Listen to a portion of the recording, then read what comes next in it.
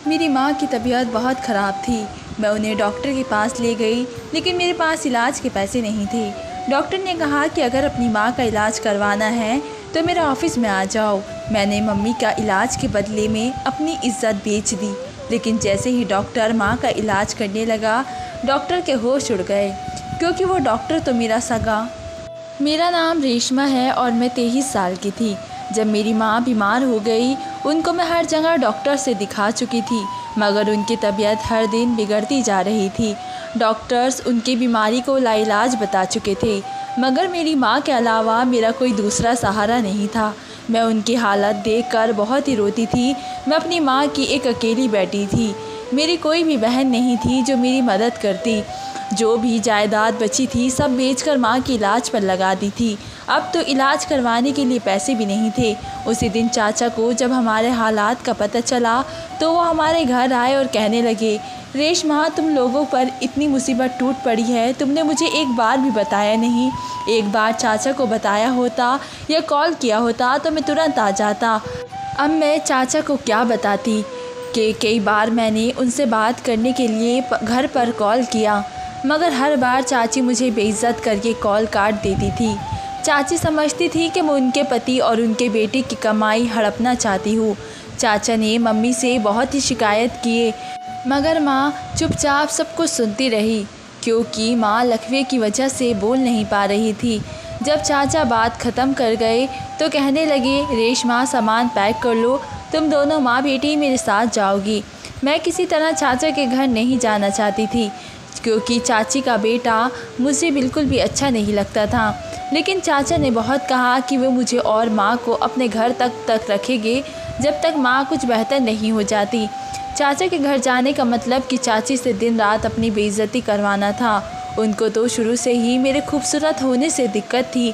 उनको लगता था कि मैं लड़कों को अपने जाल में फंसा लेती हूँ। जब चाचा नहीं माने तो मजबूरन मुझे अपना सामान बांधना पड़ा। चाचा मुझे और माँ को अपने घर ले आए।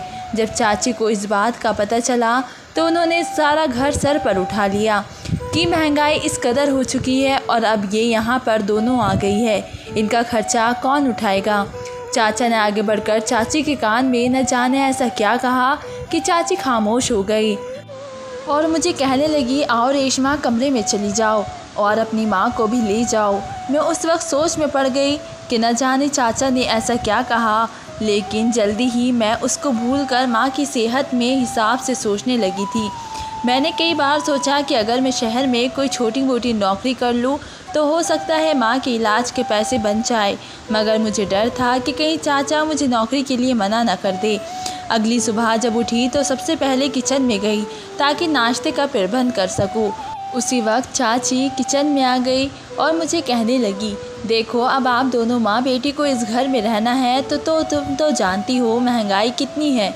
तुम एक काम क्यों नहीं करती, शहर में कोई नौकरी देख लो ताकि ज़्यादा नहीं तो थोड़ा बहुत तो माँ की दवाइयों का बंदोबस्त कर सको। बाकी तुम्हारे चाचा और मैं कर लूँगी, तुम्हें उनकी फ़िक्र करने की ज़रूरत नहीं है। मैं तो चाची का ये चेहरा देखकर हैरान रह गई थी कि कैसे एक रात में ही चाची का मेरे लिए व्यवहार बदल चुका है। चाची बिल्कुल बदल चुकी थी और हम दोनों माँ बेटी का बहुत अच्छे तरीके से ख्याल रखती है।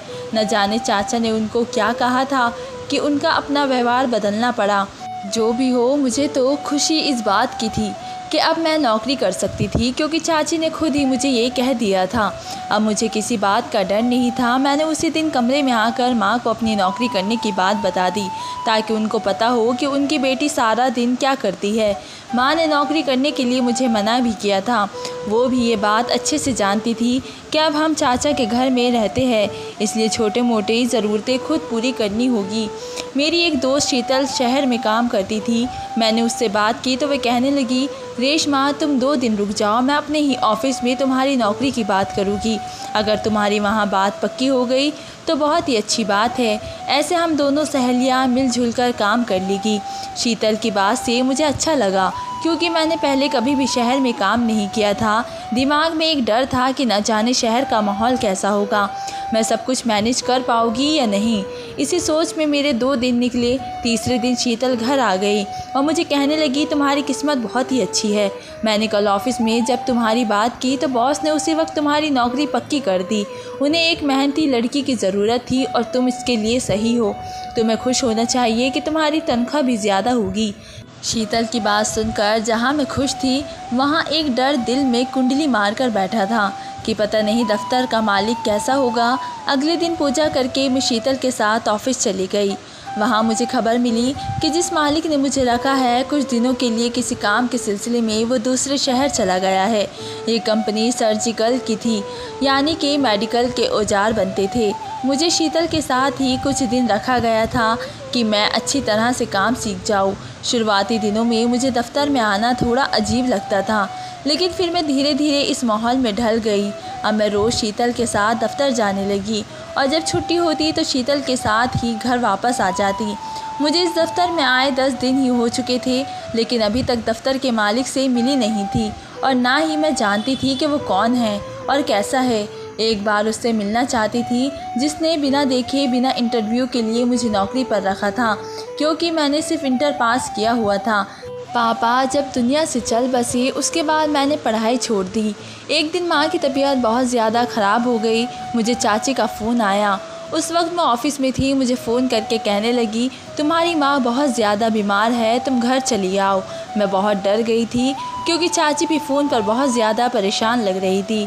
मैंने जल्दी से शीतल से बताया और तुरंत घर चली गई। घर आकर मैंने देखा तो माँ की हालत बहुत ही बुरी थी। मैं माँ को लेकर जल्दी से हॉस्पिटल पहुँची, लेकिन डॉक्टर ने माँ की हालत देखकर हमें जवाब दे दिया। कहने लगी, आप इन्हें दिल्ली ले जाएं। उस वक्त मेरे पास थोड़े से पैसे पड़े हुए थे।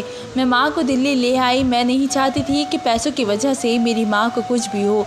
मैंने माँ को हॉस्पिटल में भर्ती करवा दिया। डॉक्टर काम कर रहे थे। उन्होंने मुझे हिम्मत रखने के लिए कहा कि वे अपनी तरफ से पूरी कोशिश करेंगे कि माँ ठीक हो जाए। मुझे बिल्कुल भी ठीक नहीं लग रहा था। मुझे लगता था कि मेरी माँ किसी भी वक्त मुझे छोड़कर चली जाएगी और फिर मैं दुनिया में अकेली रह जाऊंगी। इसी तरह 2-3 घंटे गुजरे थे कि एक डॉक्टर ने मुझे अपने ऑफिस में बुलाया और कहने लगा कि तुम्हारी माँ की तबीयत बहुत ही ख़राब है, उनके गुर्दे बिल्कुल ख़राब हो चुके हैं, हमें जल्द से जल्द उनका इलाज करना होगा। उसके लिए तुम्हें 5 लाख जमा करने होंगे ताकि हम जल्द से जल्द उनका इलाज शुरू कर सके। इतनी बड़ी रकम सुनकर तो मेरे हाथ पांव फूल गए थे। मैं सोच में पड़ गई कि इतनी बड़ी रकम का बंदोबस्त मैं कैसे करूँगी। डॉक्टर शायद मेरी परेशानी भांप चुका था। वे मेरे चेहरे को देखकर कहने लगा कि आपको कोई परेशानी है या कोई दिक्कत है तो आप मुझसे बता सकती हैं। मैंने दोनों हाथों से अपना चेहरा छुपा लिया और फूट फूट कर रोना शुरू कर दिया और कहने लगी कि मेरे पास पैसे नहीं हैं। मैं अपनी माँ का इलाज करवाना चाहती हूँ, लेकिन ऐसा क्या करूँ कि मेरी माँ ठीक हो जाए, क्योंकि उनके इलाज के लिए मेरे पास एक फूटी कौड़ी तक नहीं है। मैं उनको बहुत मुश्किल से दिल्ली तक लेके आई हूँ। डॉक्टर सोच में पड़ गया। मेरे कंधों पर दबाव डालकर कहने लगा कि तुम परेशान नहीं हो, आज शाम तुम मेरे दूसरे ऑफिस आ जाना। मैं तुम्हें काम दिलवा दूँगा और पैसे भी दूँगा जिसमें तुम आसानी से इलाज करवा सकोगी। देखो, अगर तुमने मेरी बात ना मानी तो शायद तुम्हारी माँ ज़िंदगी से हाथ धो बैठेगी। मैं अपनी माँ को किसी भी तरह खोना नहीं चाहती थी। मैंने डॉक्टर की बात मान ली और शाम को डॉक्टर के दिए गए पते पर उसके दूसरे ऑफिस पर पहुँच गई। उस एड्रेस पर पहुँच के मुझे हैरानी का झटका लगा, क्योंकि वह वही ऑफिस था जहाँ मैं शीतल के साथ काम कर रही थी। शाम के तकरीबन 6 बज रहे थे। कोई भी ऑफिस में नहीं था। डॉक्टर बैठकर मेरा इंतज़ार कर रहा था। वो मेरा हाथ पकड़कर मुझे अपने ऑफिस ले आया और बैठने को कहा। मैं अपने हाथों को मसल रही थी। मुझे बहुत ही ज़्यादा डर लग रहा था क्योंकि रात का टाइम था और मैं इस वक्त ऑफिस में अकेली थी। अभी मुझे बैठे हुए थोड़ी ही देर हुई थी कि डॉक्टर ने मुझे बात करना शुरू किया और कहा कि तुमको अपनी माँ का इलाज करवाना है ना, तो तुम मेरे लिए क्या कर सकती हो। मैंने कहा, सर आप जो कहेंगे मैं करूँगी, बस आप मेरी माँ को ठीक कर दे। तो वो मेरी बात सुनकर कुछ देर सोचकर कहने लगा, तुम्हें मुझसे रिश्ता रखना होगा। मैं जो मांगूंगा तुम मुझे दोगी। अगर तुम मेरी बात मानती हो तो तुम्हारी माँ का सारा खर्चा मैं खुद उठाऊंगा, और अगर तुम मुझे मना करोगी तो कल फिर अपनी माँ को लेकर किसी और हॉस्पिटल में चली जाना। डॉक्टर की बात मानने के अलावा मेरे पास दूसरा रास्ता नहीं था। मैं समझ चुकी थी कि उसका इशारा मेरे जिस्म की तरफ है। मैंने डॉक्टर से कहा, आप मुझे काम दे दें, आप हर महीने मेरी तनख्वाह रख लीजिएगा। अब तुम बहुत ही मासूम हो, इतनी रकम कौन देता है, तुम मेरा काम करो, मैं तुम्हारा काम कर दूँगा। मजबूरन मुझे अपनी माँ की खातिर उनके इलाज के लिए अपनी इज्जत बेचना पड़ी।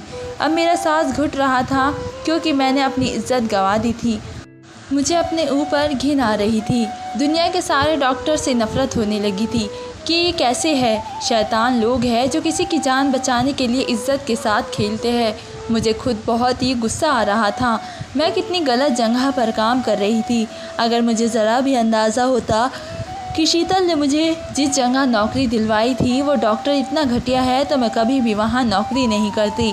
मैं अगले दिन गिरते पड़ते अपने वजूद को संभालते हुए हॉस्पिटल पहुँची तो पता चला कि वह डॉक्टर 2-3 दिन के लिए कहीं और चला गया है। मुझे उस डॉक्टर पर बहुत ही गुस्सा आया कि ये कैसा डॉक्टर है जिसने मेरी माँ के इलाज के लिए मेरी इज्जत ख़राब की और अब खुद दूसरे शहर चला गया। मैं घबरा गई। अब मैं अपनी माँ को लेकर कहाँ जाऊँ। मुझे लगा कि मैंने अपनी इज्जत भी गंवा दी और मेरी माँ भी नहीं बचेगी।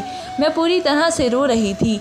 वहाँ पर एक नर्स आई और कहने लगी, डॉक्टर ने आपके पैसे भर दिए हैं, आपकी माँ का इलाज शुरू हो गया है, आप बिल्कुल भी परेशान मत होइए, 2-3 दिन में वापस आ जाएंगे। ये बात सुनकर मुझे तसल्ली मिली कि जान तो बच जाएगी, लेकिन मैं अपने इस वजूद का बोझ कैसे बर्दाश्त करूँगी जिसने गलत रास्ता अपनाया। फ़िलहाल मैं इस बारे में कुछ भी नहीं सोचना चाहती थी क्योंकि मैं जितना सोच रही थी उतना ही खुद को अपनी नज़रों में गिरा रही थी। माँ का इलाज शुरू हो चुका था। मैंने अपने दुपट्टा संभाला और भगवान से प्रार्थना करने लगी और अपने किए की माफ़ी मांगने लगी। मैं कभी भी ये गलत काम नहीं करती, नाजायज़ संबंध नहीं बनाती। मैंने ये सब कुछ अपनी माँ को बचाने के लिए किया है। मैं ये नहीं करती तो पैसों की वजह से मेरी माँ मुझे छोड़कर चली जाती। मैं अभी प्रार्थना कर रही थी कि चाचा चाची हॉस्पिटल आ गई और आते ही मुझे अपने गले से लगाकर रोना शुरू हो गई। मैं तो चाची को रोते देखकर हैरान हो गई। मैंने कहा, आप क्यों रो रही है? आप टेंशन ना ले, माँ ठीक हो जाएगी। चाचा कहने लगी कि मैंने तुम्हें कहाँ नहीं ढूंढा, हम दोनों ने दिल्ली का कोई हिस्सा नहीं छोड़ा, तुम कहाँ चली गई थी? एक बार फ़ोन करके मुझे बताया होता, तुम अपनी माँ को इस हॉस्पिटल में लेकर आई हो। मैंने सोचा चाची आपको क्या बताती, अब बताने को कुछ बाकी ही नहीं रहा। चाची मेरे साथ बहुत ही अच्छे से बर्ताव कर रही थी। चाचा ने चाची को इशारा किया, कुछ देर के लिए इस तरफ आओ, मुझे तुमसे बात करनी है। तो चाची उनकी बात सुनने के लिए चली गई और मैं वहीं बैठी रही। मुझे वहाँ बैठे 10-15 मिनट हुए थे कि मैं माँ को देखने के लिए उनके कमरे की तरफ चली आई। मुझे चाचा के बोलने की आवाज़ें आ रही थी। चाचा चाची को समझा रहे थे कि तुम्हें अच्छा बर्ताव रखना है, देखो इसी से हमारा फ़ायदा है। चाचा की बात मेरी समझ में बिल्कुल भी नहीं आ रही थी। जब चाचा ने अगली बात की तो मेरे होश उड़ गए। चाचा ये सिर्फ अपनी लालच के लिए कर रहे थे। मुझे उस वक्त पता लगा कि मेरे पापा ने माँ के नाम पर 2 करोड़ के इंश्योरेंस करवाए हुए थे। ये बात सिर्फ चाचा और मेरी माँ जानते थे। मैं हैरान थी, माँ ने कभी भी मुझसे ये बात नहीं बताई। शायद ये बात भूल चुकी थी कि उनके नाम पर पापा ने किसी तरह का इंश्योरेंस करवाया था। चाचा वो इंश्योरेंस के पैसे लेना चाहते थे क्योंकि उनको लगता था कि मेरी माँ ज़िंदा नहीं रह सकेगी और माँ के मरते ही जब मैं अपने होश में नहीं रहूँगी तो वकील को बुलाकर इंश्योरेंस के कागजात पर दस्तखत करवा लेंगे, क्योंकि माँ के मरने के बाद ये बीमार होने पर वो इंश्योरेंस ख़त्म हो जाएगी और पैसे चाचा को मिल जाएंगे। चाचा की लालची तबीयत को देख के मेरे होश उड़ गए थे। अगर मुझे पहले पता होता कि मेरे पापा ने इंश्योरेंस करवाई है तो कभी भी मुझे ये गलत कदम न उठाना पड़ता। कुछ भी नहीं बचा था और अब जल्दबाजी में मैं बहुत ही बड़ी कदम उठा चुकी थी। अगर मैंने तब रुककर कुछ सोचा होता तो शायद मेरे लिए कोई रास्ता बन जाता, लेकिन अब पछताने के अलावा मेरे पास और कोई चारा नहीं था। माँ पहले से बहुत बेहतर थी। डॉक्टर ने उनको 15 दिन के लिए हॉस्पिटल रखा था। मैं चाचा चाची के मनसूबे से पूरी तरह से वाकिफ़ हो चुकी थी, इसलिए मैंने उनको माँ से दूर ही रखा था कि कहीं से किसी कागज़ पर अंगूठा लगवा ले। उसी दिन दोपहर के वक्त में मुझे नर्स ने बताया कि डॉक्टर वापस आ गए हैं और वो माँ के कमरे में गए हैं ताकि उनको देख सके कि माँ ठीक है या नहीं। मैं भी माँ के कमरे में जा रही थी। मैं डॉक्टर से नज़रें नहीं मिला पा रही थी, मगर जैसे ही डॉक्टर की नज़र माँ पर पड़ी तो डॉक्टर के मुंह से एक चीख निकल पड़ी। माँ भी उनका देखे जा रही थी। मैं तो डॉक्टर को इस तरह देखकर परेशान हो गई थी आगे बढ़कर मैंने भी देखना चाहा कि क्या हुआ है, लेकिन इससे पहले कि मैं कुछ बोलती, माँ ने हाथ बढ़ाकर डॉक्टर का हाथ पकड़कर अपने मुंह से लगा लिया। डॉक्टर घबराए थे और मुझे समझ ही नहीं आ रहा था कि ये क्या हो रहा है। इससे पहले कि मैं उनसे कुछ पूछती, माँ ने डॉक्टर से कहा कि तुम कहाँ चले गए थे? तुम नहीं जानते मैंने तुम्हें कितना ढूंढा। तुम्हें ढूंढते ढूंढते मुझे बीमारी ने पकड़ लिया। मेरे भांजे, तुम कहाँ चले गए थे? तुम जानते हो कि मैंने तुम्हें हमेशा अपने बेटे की तरह पाला है। जब से मेरी बहन दुनिया छोड़कर गई है, मैंने तुम्हें हमेशा बेटे की तरह ही चाहा, लेकिन तुम शहर पढ़ने के लिए गए और पीछे मुड़कर भी नहीं देखा कि जिस माँ ने तुम्हें पाला है वे जिंदा भी है या मर गई है। डॉक्टर अभी तक साफ खड़े थे, माँ को देखे जा रहे थे, और डॉक्टर तो मेरी माँ का सगा भांजा निकला। अब तो मेरे लिए मर मिटने का मकान था। इससे पहले कि मैं कमरे में वापस जाती, माँ ने मुझे आवाज़ दी कि इससे मिलो, रेशमा मेरी बेटी है और तुम्हारी पत्नी। जब माँ ने पत्नी कहा तो मेरी रूह कांप गई। मैं पत्नी लफ्ज़ को समझने की कोशिश कर रही थी, तभी डॉक्टर बोल पड़े। कहने लगे, जी मैं मिल चुका हूँ अपनी पत्नी से। मौसी, मैंने भी आपको बहुत ही ढूंढने की कोशिश की थी, लेकिन आप लोग शायद अपना ठिकाना बदल चुके थे। मैं माँ से अपनी शादी के बारे में पूछना चाहती थी, क्योंकि मेरी शादी नहीं हुई थी और फिर डॉक्टर की बीवी कैसे बन गई। शायद मेरी बेचैनी डॉक्टर और माँ ने भांप लिए थे। माँ कहने लगी, जब तुम 14 साल की थी तभी मैंने तुम्हारी शादी रोहन से कर दी थी, ताकि कल को कोई भी दिक्कत ना हो। डॉक्टर रोहन ने कुछ भी बोलने से पहले मना किया है। कहने लगी, मौसी आप आराम करें, हम इस बात पर तब बात करेंगे जब आप बिल्कुल ठीक हो जाएगी। रोहन मुझे अपने दफ्तर में ले आए, बैठने को कहा। मैं किसी रोबोट की तरह उनकी सारी बातें मान रही थी। मुझे कहने लगे, मैं तुमसे माफ़ी मांगता हूँ। मैं जानता हूँ मैंने तुम्हारे साथ बहुत ही गलत किया है, लेकिन मैं क्या करता, मेरे पास कोई दूसरा रास्ता नहीं था। जिस दिन तुम मेरे दफ्तर में काम करने के लिए आई थी, मैं उसी दिन से जान गया था कि तुम मेरी मौसी की बेटी और मेरी पत्नी हो। लेकिन मुझे उस दिन काम के सिलसिले में दिल्ली आना पड़ा, जिस वजह से तुमसे मुलाकात नहीं हो पाई। उसके बाद तुम हॉस्पिटल आ गई। मैं जानता था कि तुम मेरी पत्नी हो और मैं तुम्हारे साथ नाजायज़ रिश्ता बना रहा हूँ, लेकिन अभी मैं तुम्हें कुछ भी नहीं बताना चाहता था, क्योंकि तुम्हारे चाचा का बेटा और चाची तुम्हारी शादी करवाना चाहते थे, ताकि तुम्हारे इंश्योरेंस के पैसे हड़प सके। मैंने तुम्हें सब कुछ इसलिए नहीं बताया था कि तुम पछतावे में रहो, तुम्हें कुछ भी सोचने का मौका ना मिले और मैं उन लोगों का बंदोबस्त कर लूँ जिन्होंने लालच के लिए सगे रिश्तों का लिहाज नहीं रखा। मैं अभी भी सदमे में थी, क्योंकि मुझे बिल्कुल यकीन नहीं था कि भगवान इस तरह से मेरे लिए किस्मत लिखे है और मेरे पति वही होगा जिससे अनजाने में मैं रिश्ता बना रही हूँ। माँ तो रोहन को देखकर बहुत ही खुश थी। मुझे याद नहीं था कि मैंने ऐसी कौन सी अच्छाई की थी कि भगवान ने मुझे बचा लिया। माँ भी ठीक हो गई थी। रोहन ने वकील के ज़रिए इंश्योरेंस ख़त्म करवा दी। वो सारे पैसे मेरे नाम कर दिए ताकि मैं अपनी माँ का बेहतर से तरह इलाज करवा सकूँ। उन्होंने मुझे दफ्तर जाने से मना कर दिया था। माँ हमारे साथ रहती थी, क्योंकि मेरे और रोहन के अलावा उनका कोई नहीं था, और चाचा चाची भी अपने किए पर शर्मिंदा थे। उन्होंने कई बार माँ से माफ़ी मांगी थी और माँ ने भी उन्हें माफ़ कर चुकी थी, लेकिन रोहन ने उनको घर आने से मना कर दिया था। रोहन और मैं अपनी ज़िंदगी में बहुत ही खुश थे।